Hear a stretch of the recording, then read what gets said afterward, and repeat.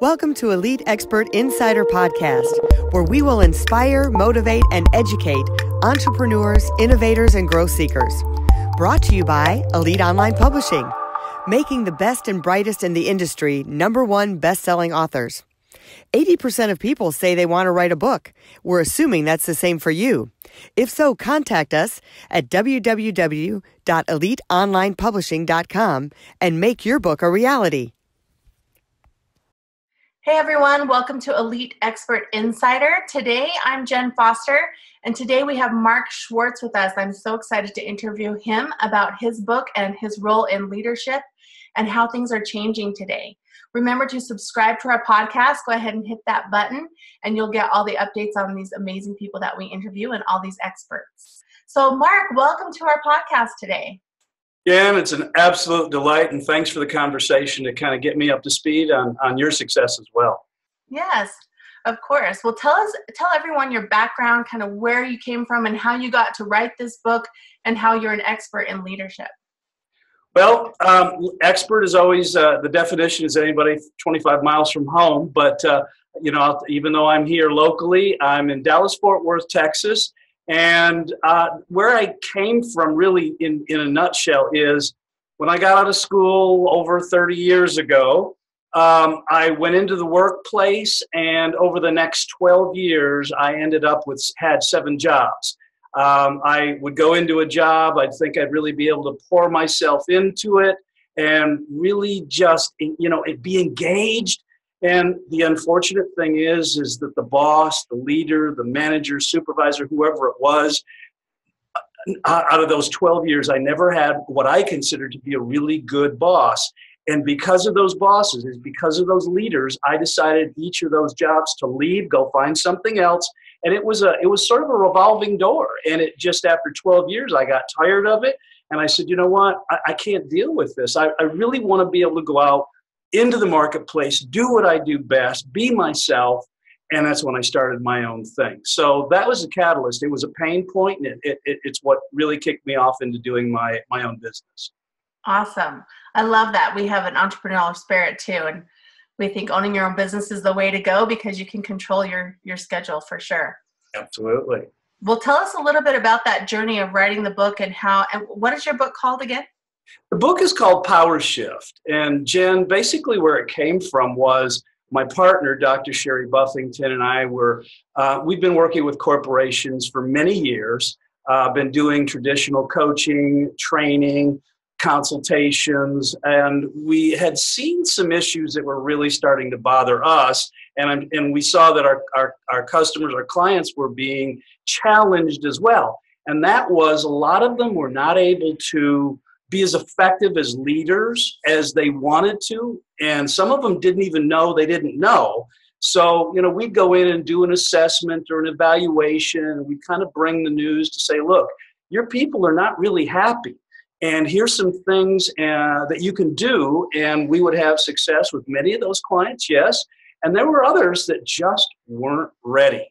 So what really was the catalyst next for us is we saw those pain points, and we knew that the disengagement numbers on a national basis was anywhere from 72 to 75% over the last decade. And Jen, that's crazy. That's like 3 out of 4 people in any organization, they're not really there. So most organizations aren't really getting their bang for the buck. They're not utilizing people to their fullest. They're not retaining them long term. It's costing them money, and they don't know how to stem it, because if they did, they would have done it by now. And so we decided, especially with the influx of millennials, because millennials, believe it or not, they are causing a real tsunami change in organizations. And we decided that was enough. That was a catalyst for us to get out, start to identify this trend, really understand how the millennials coming in are. Most people will look at them, especially if they're boomers like me or Gen Xers.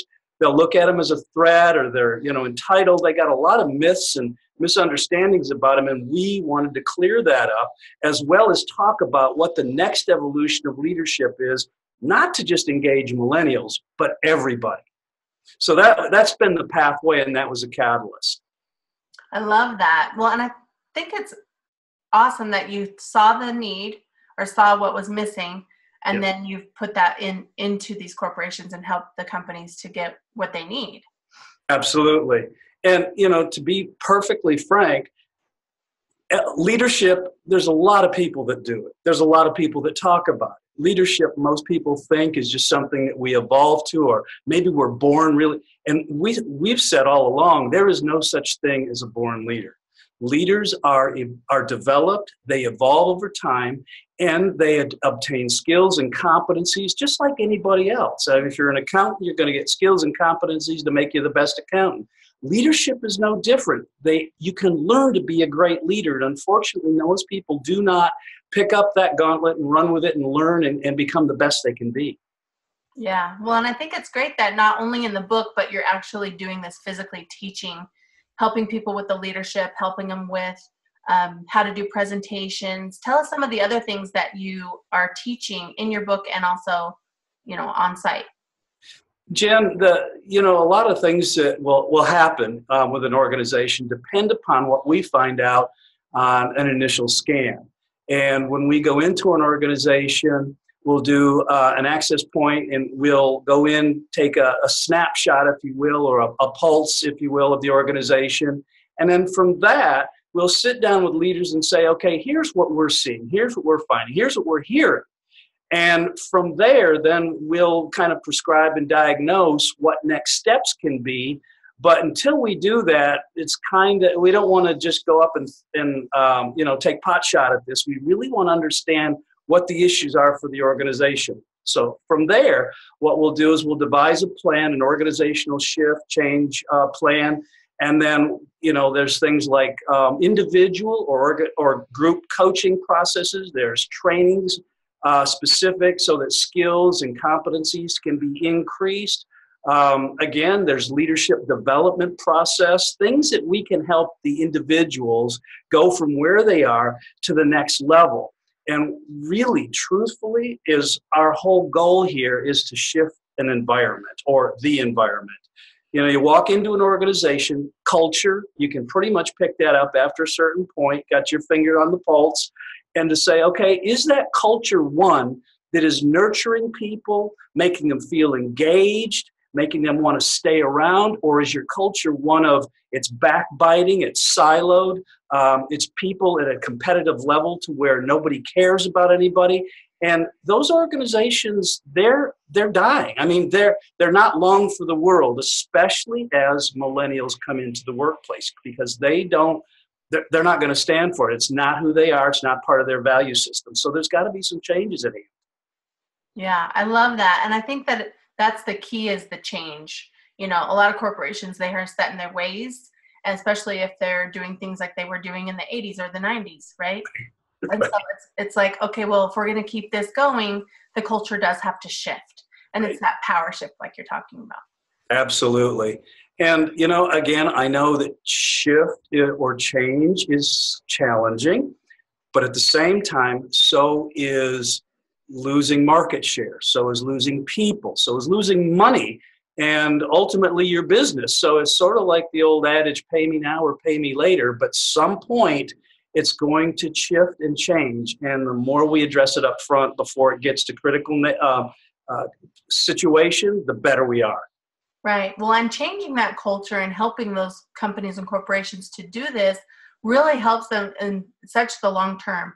I mean, even right now with the economy, there's not that much unemployment. And so people are getting, I know I've heard of people who are, been with a company for 30 or more years, and they're leaving that company to go somewhere else because there's better benefits, or it's a higher pay, or some kind of incentive, some kind of better insurance or something. They're moving companies because they can, because the unemployment rate is low right now. So that's right.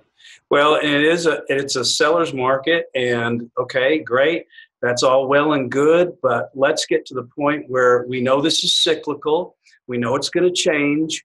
And at some point, organizations are going to have to get better at helping to not only bring good people in, develop them, nurture them, but hold and retain them in a way that is effective or interesting.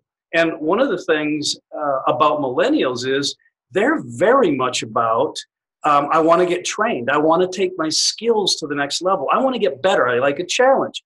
Not everybody. I mean, there's exceptions to everything. But for the most part, if in fact we're not showing a millennial how they can progress in an organization, guess what? They vote on this with their feet by walking out the door.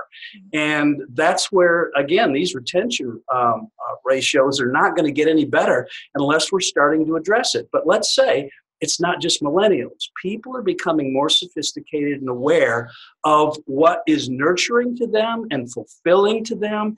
And when they're engaged and they're fully passionate about something, versus, I just show up for a paycheck, I'll take whatever comes my way. No, we're really becoming a much more empowered workforce now, which is good, which is absolutely the next step and next evolution. Yes. So tell us, Marc, what is your passion? What drives you? Well, it's that very thing. It's that one that I mentioned is 7 jobs, 12 years, because I grew up in a household where I had a pretty dominant father, and I got pretty tired. I got very tired of that domination running my life. And when I got out of the house, went to college, and then got out in the workplace, you know what? I don't ever want to go through that again. And yet when I got out there, guess what I drew toward me, Jen?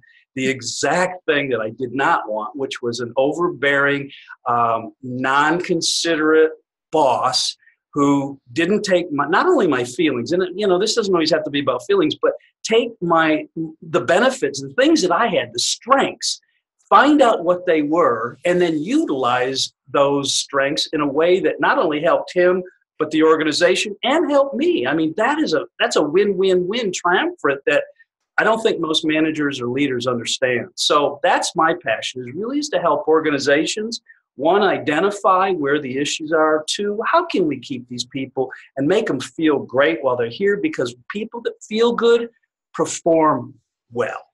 And of those that are stressed and downtrodden and can't wait to leave, those are not the people that are going to really make your long-term successful. And that's my passion, is to help organizations shift or change or turn around. I love that. Well, why don't you tell us where people can find you and where they can go to get your book and hire you? You do speaking as well? Yeah, thank you. I absolutely do. My goal is to get out in front of as many groups or organizations as possible, talk about the power shift that is at hand, and really start to raise that awareness. And the book you can go to our website at spectracom.com and get the book Power Shift. And that's spectracom.com/book, spectracom.com/book. And you can get the book there, or you can go to Amazon and order it as well. And the book has got some great insights, and especially talks about the evolution of leadership, what we're trying to accomplish and what we can help organizations move toward. And very well depicted there, and especially talking about the drivers and the motivators of individuals, because if any organization or the managers inside that organization don't understand drivers and motivators, then they're really probably not going to understand their people to that degree by which we can get them all headed in the same direction. Right. Well, thank you so much, Marc, for your time today. Absolutely. And everyone can go visit your website and find out more about you and grab your book.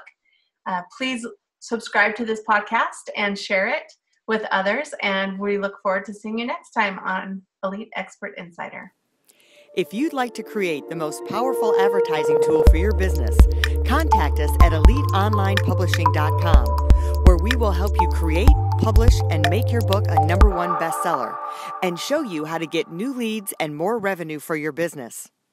If you'd like to check us out on our Facebook page, we have a free book for you as our gift. Just go and click Free Book. Remember to subscribe and leave a comment for our podcast. We would love to hear from you.